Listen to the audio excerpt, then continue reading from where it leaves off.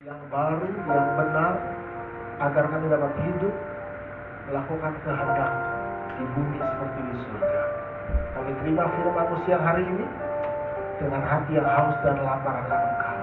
Di dalam nama Tuhan Yesus Kristus, setiap kita yang percaya dan mengasihi Tuhan, mari bersama-sama katakan amin. Silakan duduk ya. Sebelumnya kasih senyum dulu kanan kirinya. Tanya, kamu sudah makan atau belum? Ya, terlihat dari wajahnya yang sudah dan yang belum ya. Shalom, selamat siang. Ya, ada pepatah tidak kenal maka kenalan, oke? Nama saya Doni Vegito Puno, bisa tolong slide-nya. Saya gembala di Victory Church Indonesia. Ya, kami punya moto terlahir kembali mengalahkan dunia. Next ya. Ini istri saya Sandy. Lalu saya sudah nikah 26 tahun. Anak saya nomor 1 Fania 25 tahun, Vanessa 19 tahun, dan Valerie tahun ini November 17 tahun. Ya. Saudara siap terima firman Tuhan siang hari ini? Ya, katakan, saya antusias. Saya antusias. Oke. Firman Tuhan hari ini adalah ditolong. Next tolong. Ditolong atau dilatih Tuhan. Ya, kita baca 1 Yohanes 5 ayat yang keempat. Sebab semua yang lahir dari Allah mengalahkan dunia. Dan inilah kemenangan yang mengalahkan dunia, iman kita. Tidak ada kemenangan tanpa peperangan. Semakin besar peperangannya, semakin besar kemenangannya. Amin. Teman-teman mau kemenangan yang besar atau kemenangan yang kecil? Artinya Anda butuh masalah besar atau masalah kecil? Keadaan dunia tidak akan semakin baik. Apalagi Agustus nanti ya, tarif dari Amerika sudah berlaku. Dan Alkitab tidak pernah menubuatkan keadaan dunia semakin baik. Ketahuilah pada hari-hari terakhir akan datang masa yang sukar. Tapi kabar buruk buat yang di luar Tuhan, tapi kabar baik yang buat kita di dalam Tuhan. Dengar baik-baik, Tuhan seringkali dengan sengaja memimpin kita umatnya untuk masuk dalam situasi kondisi yang secara manusia dikatakan mustahil untuk kita menangkan.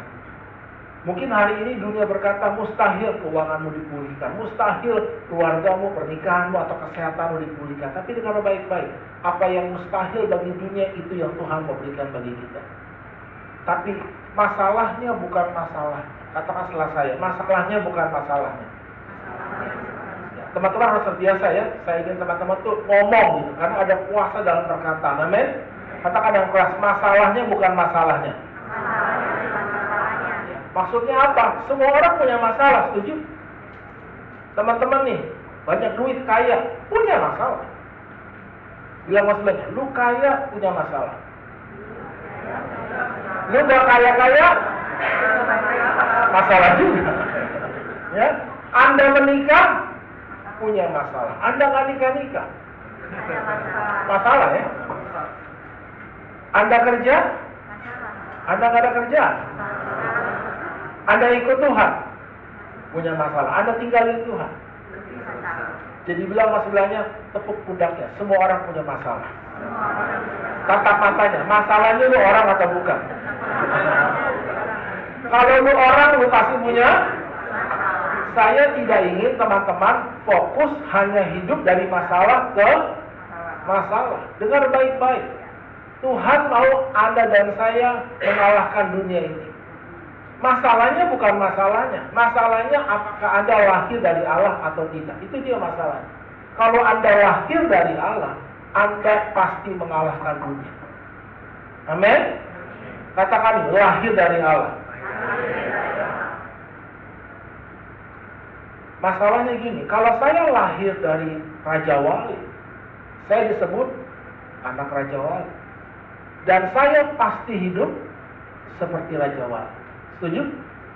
Kalau saya lahir dari seekor ayam, saya disebut anak ayam. Dan saya pasti hidup seperti ayam. Nah, masalahnya bukan badai. Yang namanya hidup pasti ada badai. Masalahnya Anda dan saya Raja Wali atau ayam, setuju? Karena tidak pernah ditemukan Raja Wali tewas dalam badai. badai hanya membuat Raja Wali terbang semakin tinggi. Anda harus tangkap itu esensinya. Masalahnya bukan masalahnya. Masalahnya Anda lahir dari Allah, Anda disebut anak Allah, atau Anda sekedar orang beragama Kristen. Itu dua hal yang berbeda. Tahunya dari mana? Ketika badai datang, kelihatan Anda ayam atau Raja Wali. Kalau Raja Wali lihat badai sama ayam lihat badai, badainya sama, badainya sama. Masalahnya sama. Yang beda apa? Responnya kan. Raja Wali lihat badai, dia bilang apa? Cihui. Dia terbang tinggi. Ayam lihat badai, stres, oke? Dia frustasi. Jadi Anda harus sadar, angkat tangan semua. Begini, sadar woy. Anda anak Allah atau Anda sekedar orang beragama Kristen. Kalau Anda lahir dari Allah, ada benih ilahi dalam hidup Anda. Dan Anda pasti hidup seperti Allah. Pasti. Jangan namanya doang Kristen. Matius, Markus, Lukas, Yohanes, kelakuan setan. Oke. Tipu sana, tipu sini, berzina sana, berzina sini. Saya nggak peduli Anda mau STH, S2, dokter. Karena yang menentukan bukan jabatan, bukan posisi, bukan pelayanan Anda. Perbuatan Anda tidak membenarkan Anda, tapi perbuatan Anda menunjukkan siapa Anda yang sebenarnya. Anda anak Allah atau sekedar orang beragama Kristen. Saya mau garis bawahi gitu, karena gereja kami fokusnya adalah pusat pelatihan juga kemenangan. Saya harus pastikan kelahiran baru Anda, baru saya bisa melatih Anda. Percuma kan latih ayam terbang tinggi, betul nggak? Karena benihnya masih ayam. Esensi kekristenan bukan pelayanan, bukan berkat, bahkan bukan kebaktiannya. Esensi pelayanan, are you born again? Apakah Anda sudah lahir baru? Dari mana ya? Kelihatan dari hidup Anda, dari buah yang dihasilkan. Karena itu katakan ya, semua yang lahir dari Allah mengalahkan dunia. Amin. Kalau Anda sudah lahir baru kita ngomong. Anda mau dilatih atau ditolong Tuhan? Next slide ya. Lebih senang mana? Anda senang ditolong atau Anda lebih senang dilatih?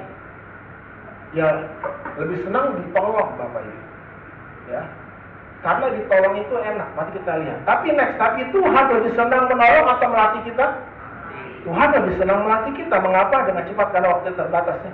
Karena pemenang itu dilatih, bukan ditolong. Ayo katakan 3 kali. 2, 3. Pemenang itu dilatih, bukan berita orang sebelahmu. 2, 3. Pemenang itu.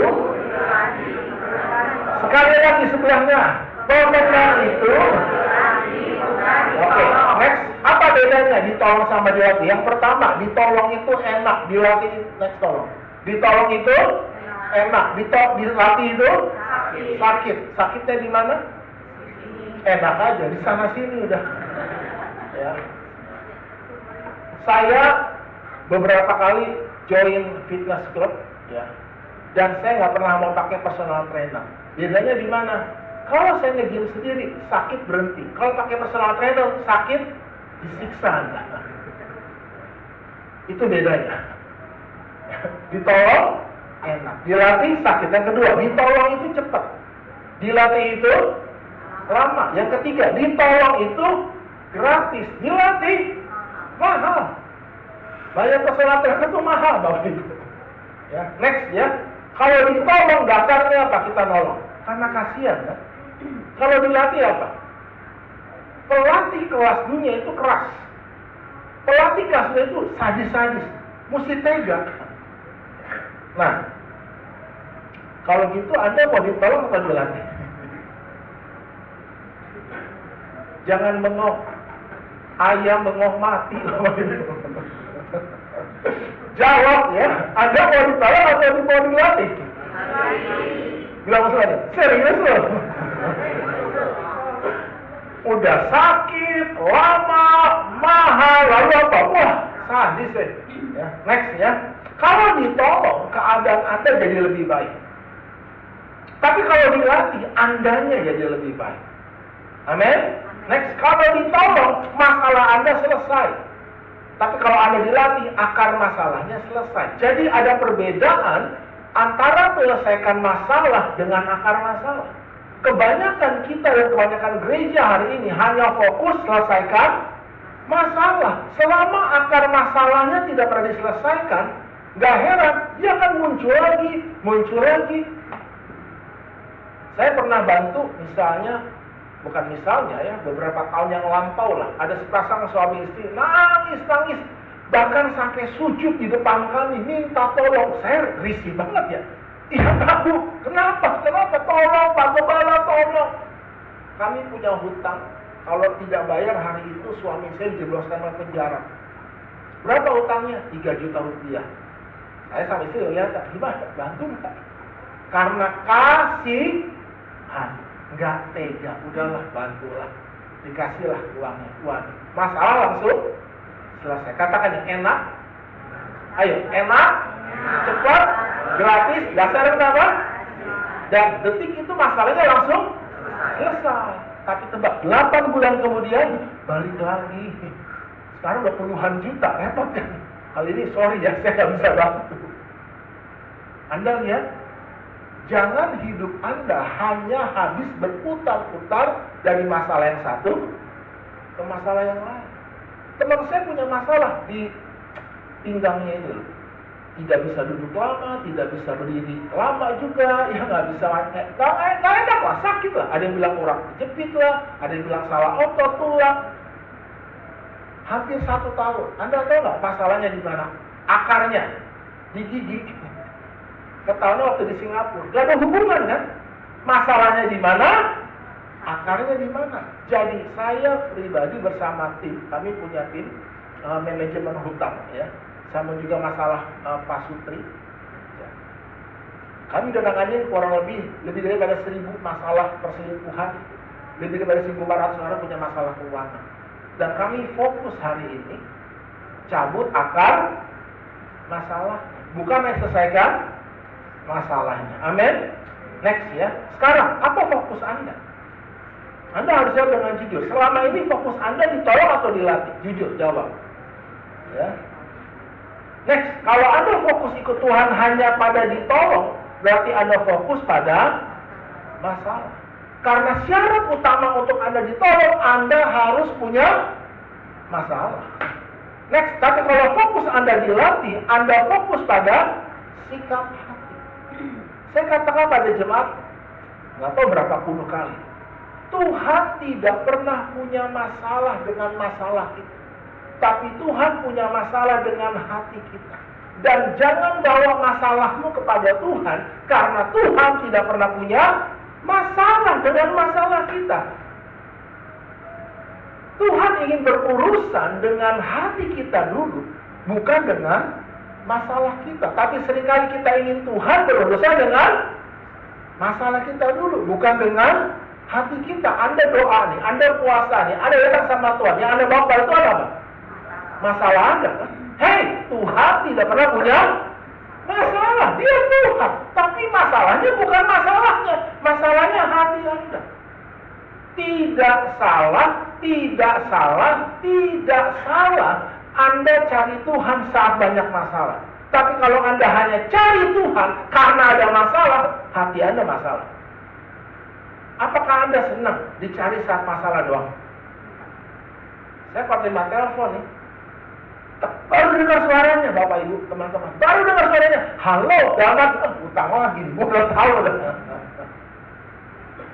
Kan nggak suka kan, kita orang cari kita cuma ada masalah. Tapi kalau ada orang cari saya, Pastor Doni, saya cari kemana sesuatu, kenapa? Nggak, kangen aja, pengen ngobrol, ngopi, levelnya kan beda, betul nggak? Ya, saya pernah ngalamin masalah, saya tahu yang namanya dikejar-kejar utang. Saya pernah punya utang 15 tahun yang lalu terakhir. Gak banyak sih, 800 juta. 15 tahun yang lalu ya, 16 kartu kredit. Saya nggak lihat masa depan, Bapak Ibu. Ya. Lalu apa lagi? Karena ya ceritanya panjang lah, karena waktu ya. Lalu di saat yang sama juga 2 minggu kemudian ayah saya divonis kanker, stadium akhir. Tadinya di Siloam Kebun Jeruk, adik saya nggak percaya, dia bawa ke Singapura, mohon dicek lagi, positif kanker stadium akhir, harus diambil tindakan operasi. Saya pikir operasi di Singapura mahal, saya salah. Operasi di Singapura tidak mahal, halo, tapi amat sangat mahal, amin. Bilang sebelahnya, enggak mahal operasi di Singapura. Siapa bilang mahal, tapi amat sangat mahal. Itu titik terendah diri saya. Di situ Tuhan ajar saya. Aku nggak pernah punya masalah dengan masalah. Ingat baik-baik, tidak ada orang terlalu tinggi dan hebat yang Tuhan tidak bisa rendahkan. Setuju? Namun tidak ada orang terlalu rendah dan hina yang Tuhan tidak dapat tinggikan. Masalahnya satu, rendahkan hati. Halo, katakan ini, fokus hati, bukan masalah. Karena dari hatimulah terpancar kehidupan. Amin. Jadi kemudian dulu bagi Tuhan, saudara.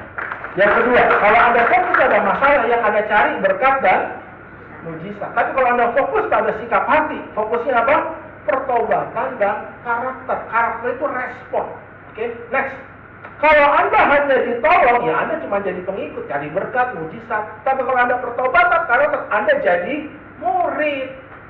Bedanya apa pengikut sama murid? Pengikut dibentak dikit, weh. Cek gereja sebelah, betul? Ya.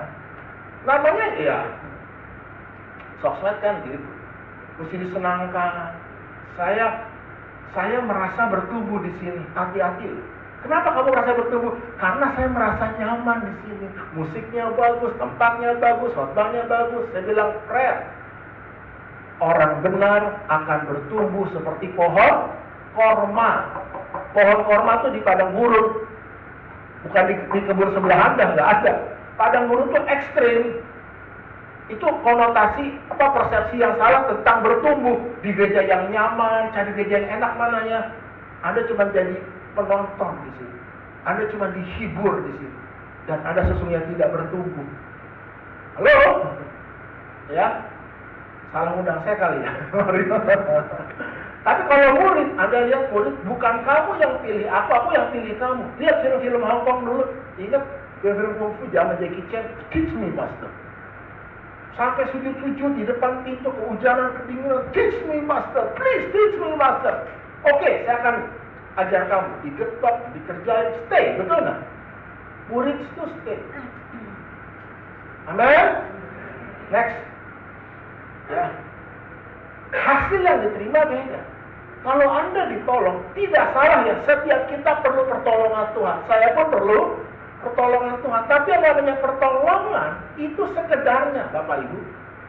Emang ada lagunya sih, pertolonganmu begitu ajaib. Tapi ada satu titik di mana yang namanya ditolong tuh nggak boleh terus menerus, nggak sehat.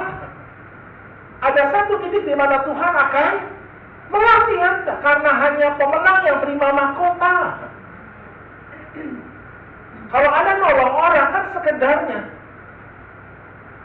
Tapi kalau Anda menang, apalagi juara dunia, wow, Anda terima mahkota, amin. Anda terima kemuliaan. Katakan ya, hasil yang diterima beda. Next. Jadi, tolong jawab, mana yang lebih baik, ditolong atau dilatih? Next, mana yang lebih enak, ditolong atau dilatih? Next, Anda mau jadi lebih baik atau lebih enak? Lebih baik. Bilang lagi, yakin loh. Next, Tuhan mau Anda jadi lebih baik. Jadi lebih dari, beri kemuliaan bagi Tuhan dulu Bapak Ibu. Ya, oke, jangan cepat ya. Next, bagaimana cara Tuhan melatih kita? Ini menarik. Next, Hakim-Hakim 31, baca sama-sama. Inilah bangsa-bangsa yang dibiarkan Tuhan tinggal untuk mencobai orang Israel itu dengan perantaraan mereka, yakni semua orang Israel yang tidak mengenal perang Kanaan. Maksudnya hanyalah supaya keturunan-keturunan orang Israel yang tidak mengenal perang sudah dilatih berperang oleh Tuhan. Katakan, dilatih berperang oleh Tuhan. Gimana caranya? Tuhan biarkan. Next, ya. Tuhan membiarkan kita. Bilang mas banyak, rasain. Saya harus membiarkan anak saya untuk dia bisa menghadapi masalahnya sendiri. Ya, saya dulu punya masalah keuangan. Hidup kayak kereta api, susah, duit. Okay. Kenapa? Karena saya nggak pernah dilatih orang tua saya untuk kelola uang. Doni, banyak doa, banyak berkat. Haleluya. Sedikit doa, sedikit berkat. Tidak berdoa dan tidak ada ayatnya. Itu sebabnya saya punya masalah keuangan. Hari ini saya melatih anak saya. Anak saya nomor 1 dan 2. Kemarin nomor 2 ngomong, Pit, aku udah punya uang cash. Dia masih SMA kelas nanti baru lulus ya. Tapi dia udah punya income. Jangan-jangan income-nya lebih gede saya pada Anda loh. Karena anak saya punya skill. Dia editor video dan dilatih memang untuk punya skill sedini mungkin. Jadi bisa menemukan klien dengan usaha bisnis dari Amerika 2 orang. Dan itu ratusan dolar, Bapak Ibu. Lo tidak sebut jumlah tabungannya. Saya kaget. Tapi sosial kamu masih gini. Ya, kemarin di Jepang duit sendiri. Ya, nanti mau ke mana ya? Dia bisa atur sih, kami punya liburan tahunan sekeluarga. Ya, mereka bayar tiket masing-masing. Nomor 1 dan 2, nomor 3 masih disupport. Karena saya melatih. Amin.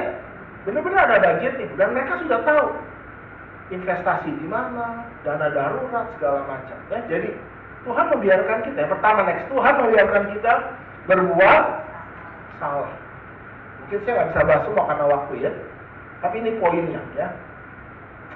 Kenapa Tuhan menciptakan pohon pengetahuan baik dan jahat? Seandainya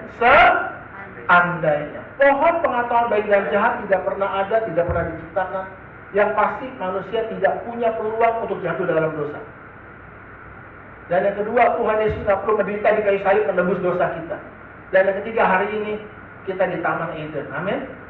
Para bapak, kita semua, kita nggak perlu berpeluh cari nafkah. Setuju?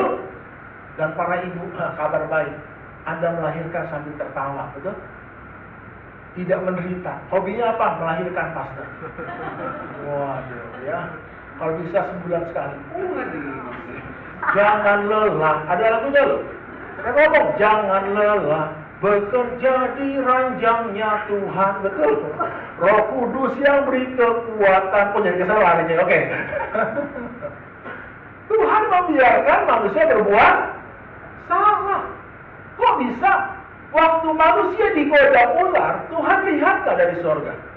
Lihat. Tuhan bertindak tidak? Tidak. Sekarang, logikanya nih, saya lihat anak saya di depan rumah digoda sama preman, sama bencong. Langsung bertindak saya usir itu preman, betul gak? Tuhan gak usir ular itu. Kapan Tuhan bertindak? Waktu manusia selesai makan buah itu kan. Dan by the way, tidak ada pagar di situ, tidak ada malaikat di situ. Kalau ada malaikat kan minimum, mohon maaf ya bukan melecehkan, minimum taruhlah polisi Indonesia, betul kan? Yang sembunyi di semak belukar. Pasti di jalan Basir ke Pondok Indah suka sembunyi di situ. Di balik pohon kan. Kalau mencuri kan keluar, nggak jadi kan? Oh iya, nggak ada tuh. Kapan Tuhan bertindak? Setelah manusia makan buah itu. Dan tindakan Tuhan aneh tapi nyata. Untuk pertama kalinya Tuhan yang maha tahu pura-pura tidak tahu. Adam, di manakah engkau? Apakah Tuhan tidak tahu di mana Hawa bersembunyi? Apakah sudah makan buah itu? Tuhan tahu. Kenapa Tuhan bertanya? Apa yang Tuhan harapkan? Terima kasih. Katakan ya, kejujuran. Ya. Katakan salah saya. Kesalahan memiliki kekuatan. Ayo lebih keras. Kesalahan memiliki kekuatan. Untuk menjadikan saya lebih baik. Waktu saya berani mengakuinya. Bukan menyembunyikannya. Menyangkalinya. Apalagi melemparkan. Ya, banyak orang jago cari kambing hitam. Gak ada yang hitam, yang ada kita hitamin, pastor. Saya pun demikian. Tahun kelima kami hampir pisah ya dalam pernikahan. Ya, itulah keahlian Adam kan, melempar kesalahan. Perempuan yang kau tempatkan di sisiku. Ini kemudian ada orang Batak kalau ada orang Batak ular nggak sempat ngomong udah selesai itu.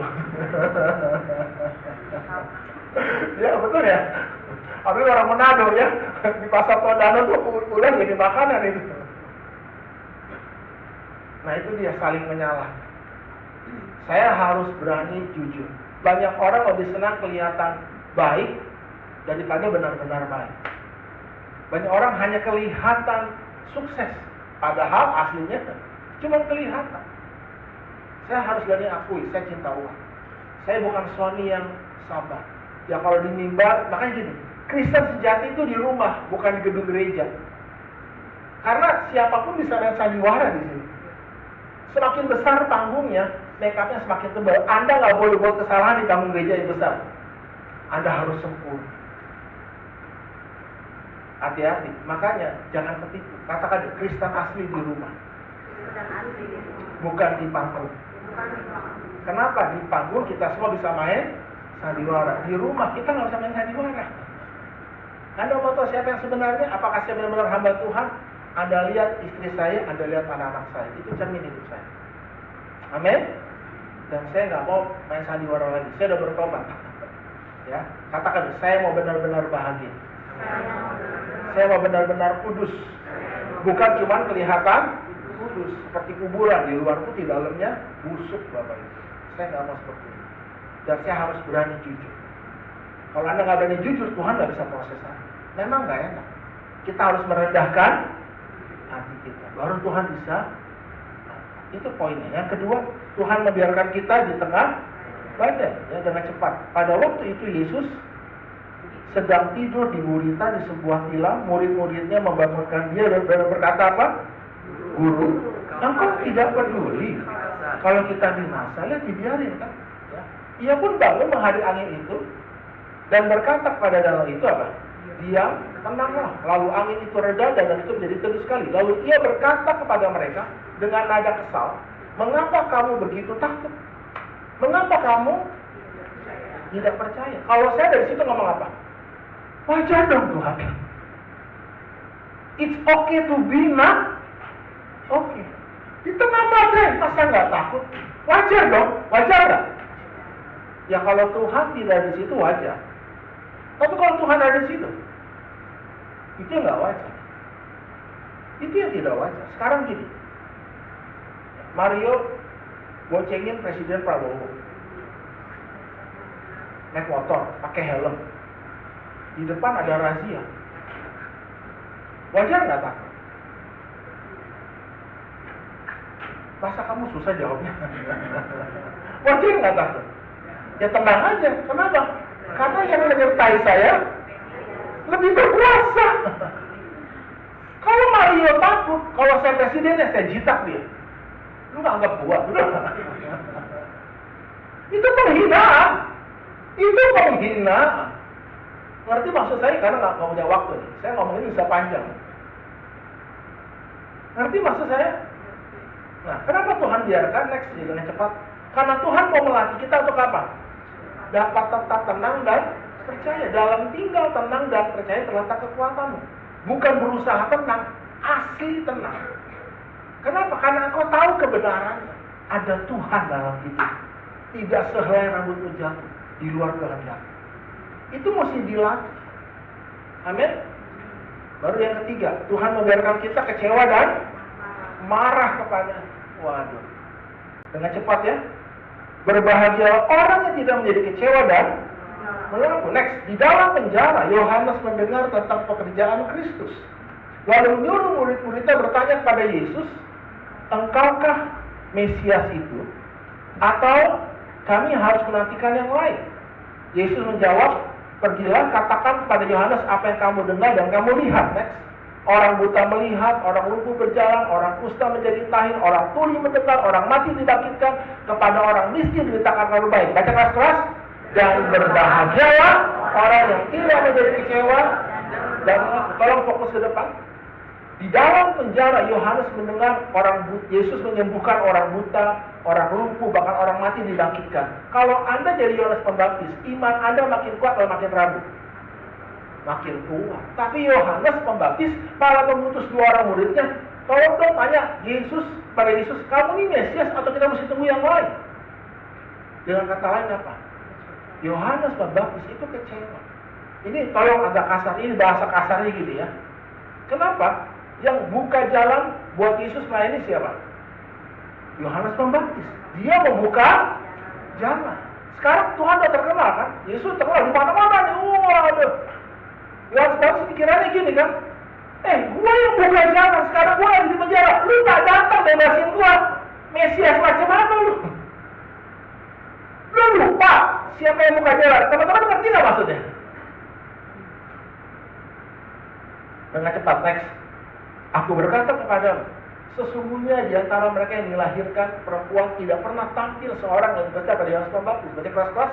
Namun yang terkecil dalam kerajaan sorga lebih besar daripadanya. Jadi siapa yang terkecil dalam kerajaan sorga? Yohanes. Bukan saya ngomong. Kenapa? Karena dia kecewa. Next. Tolong catat baik-baik ya, karena tidak ada di khotbah atau di buku manapun, karena saya belum tulis bukunya. Akan tiba satu titik dalam hidup kita, dalam pengiringan kita pada Tuhan, bahwa Tuhan sendiri seakan-akan membunuh kita. Dan saya ngalami. Ya, saya pernah kecewa marah sama Tuhan dah lama kok, 10 tahun. Okay? Ini khotbah lahir dari ibu saya, Bapak Ibu, teman-teman. Tapi di sanalah ya, Tuhan mau melatih kasih iman percaya kita yang tanpa syarat. Dengan cepat, next. Tuhan membiarkan kita berbuat kesalahan di tengah badan. Tuhan membiarkan kita kecewa dan marah kepadanya.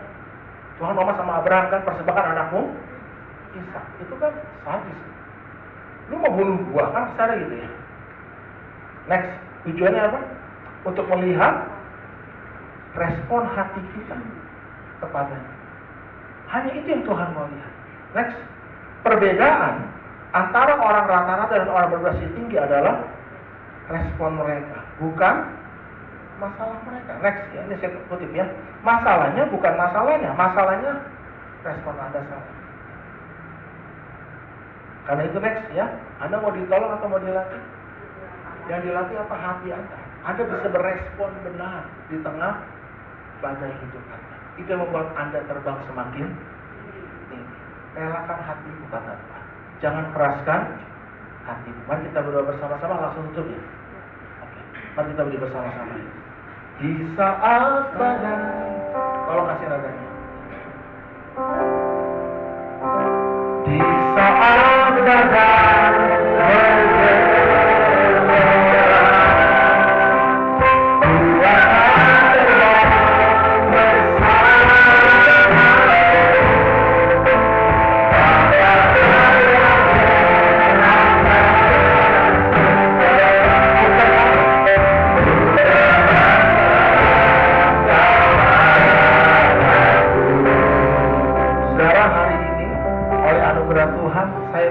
satu titik di mana saya nggak punya masalah secara kerohanian, keuangan, keluarga, kesehatan, saya tidak punya masalah. Tapi saya tetap mengasihi Tuhan, bukan karena masalah. Saya tetap cari Tuhan. Karena apa? Karena saya mengasihi Dia. Dan hari ini lewat apa yang Tuhan izinkan terjadi, saya bersama tim kami boleh melatih ribuan orang untuk mereka bangkit. Amin. Jadi dengar baik-baik, di balik masalah mau ada kemenangan yang besar. Dan kemenangan besar itu bukan masalahmu selesai, bukan. Tapi hati mengasihi Tuhan dengan tulus, dengan murni. Yang Tuhan cari apa sih? Hubungan, Bapak Ibu. Amin. Tutup mata saudara. Buka kedua tangan. Bapak hambamu telah selesai berbicara siang hari ini, menyampaikan isi hati. Kami mau katakan Bapak, kami mau dilatih. Kami mau belajar menguatkan hati kami. Kami mau belajar berani jujur mengakui dosa kami. Kami mau belajar untuk tetap percaya bahwa Engkau ada dan berdaulat atas hidup kami. Dan kami mau belajar tetap mengasihi sekalipun keadaan berkata seakan-akan kau mau membunuh. Tapi kami tahu Tuhan kau sama. Kasih-Mu itu ya dan amin. Tidak ada kemenangan tanpa peperangan, saudara. Semakin besar peperangannya, semakin besar kemenangannya. Dan siang hari ini, hadapi masalahmu dengan tenang. Kalau kau berbuat salah, akui. Rendahkan hatimu, izinkan Tuhan mengangkatmu hari ini. Jangan pernah lari dari masalah, hadapi masalah bersama dengan Tuhan. Meteraikan firman-Mu ini, saudara terima berkat Tuhan. Di dalam nama Tuhan Yesus Kristus, maka Tuhan menjelajah ke seluruh muka bumi untuk melimpahkan kekuatannya. Bukan kepada mereka yang paling susah, bukan kepada mereka yang paling menderita, tapi kepada mereka yang bersungguh hati kepadanya. Terima kekuatan Tuhan, karena hatimu didapati sungguh-sungguh mengasihi Tuhan, sungguh-sungguh hidup untuk melakukan kehendak Allah. Maka kau akan tetap naik, bukan turun. Kau akan menjadi kepala, bukan menjadi ekor. Tuhan akan membuat berhasil apapun dikerjakan tanganmu, dan nama Tuhan akan dimuliakan. Terima berkat Tuhan ini lewat hidupmu. Nama Tuhan dipermuliakan, bahkan sampai kepada anak cucumu. Di dalam nama Tuhan Yesus Kristus, setiap kita yang percaya dan mengasihi Allah, mari bersama-sama katakan amin. Amin. Selamat siang, selamat bekerja, Tuhan memberkati.